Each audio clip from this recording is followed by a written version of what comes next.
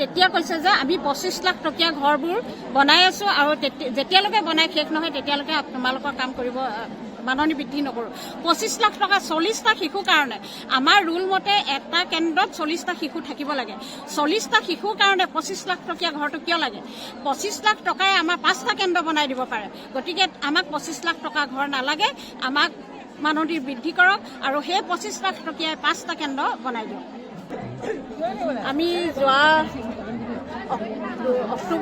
তিনি অক্টোবৰ 2023 পৰা চৰকাৰৰ ওচৰত আবেদন নিবেদন বিক্ষোভ ধৰ্ণা কাৰ্যসূচী পালন কৰি আহিছোঁ। ইয়াৰ পিছতো আমাৰ ধেমাজিলৈ যেতিয়া অজন্তা বাইদেউ আহিছিলে তেতিয়া আমি তেখেতক লগ কৰি স্মাৰকপত্ৰ দিছোঁ, আলোচনা কৰিছিলোঁ।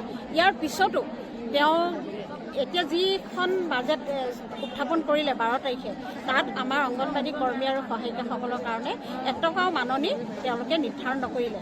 সেয়েহে আমি পুনৰ 15 তাৰিখৰ পৰা অনিৰ্দিষ্ট কাললৈ অসহযোগ আন্দোলন তথা ধৰ্ণা কাৰ্যসূচী পালন কৰিম আৰু আমি কেতিয়াও অফিচ খুলিব নিদিওঁ। আজি আমি অফিচ খুলিব দিয়া নাই, গতিকে কোনো ছুপাৰভাইজাৰ আমি অফিচৰ ভিতৰত সোমাবলৈ দিয়া নাই। তেওঁলোকে যদি পিছফালে গৈ কেনেবাকৈ সোমাইছে আমি ক'ব নোৱাৰোঁ, কিন্তু আমি দৰজা খুলিবলৈ দিয়া নাই।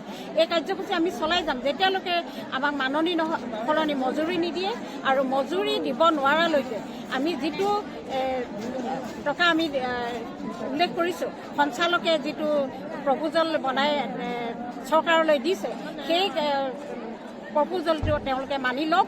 যদি মানি নলয় তেনেহ'লে আমি অসহযোগ চলাই গৈ থাকিম। আমি স্কুল আমি নচলাওঁ আৰু আমি পোষণ টকাৰ কাম নকৰোঁ। আমি অফিচৰ পৰা যিবিলাক কাম দিয়ে সেইবিলাক আমি কাগজ পত্ৰ একো নিদিওঁ আৰু ইলেকশ্যন আহি আছে, ইলেকশ্যনৰ কাম আমি নকৰোঁ। কাৰণ আমি ইলেকশ্যনত আমি ঘৰে ঘৰে গৈ ভোটাৰ শ্লিপ দিব লাগে। মোৰ কেন্দ্ৰতে 1400 ভোটাৰ আছে, 1400 ভোটাৰ প্ৰতি ঘৰে ঘৰে আমি গৈ ভোটাৰ শ্লিপ বিলাব লাগে।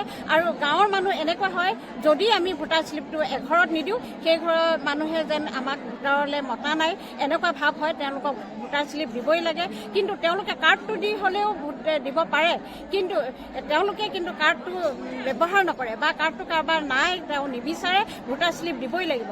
গতিকে আমি সেই ভোটাৰ শ্লিপ দিয়াৰ পৰা বঞ্চিত থাকিম আৰু যিদিনা আমাক ইলেকশ্যনত ডিউটি দিয়ে সেই ডিউটিও আমি নকৰোঁ।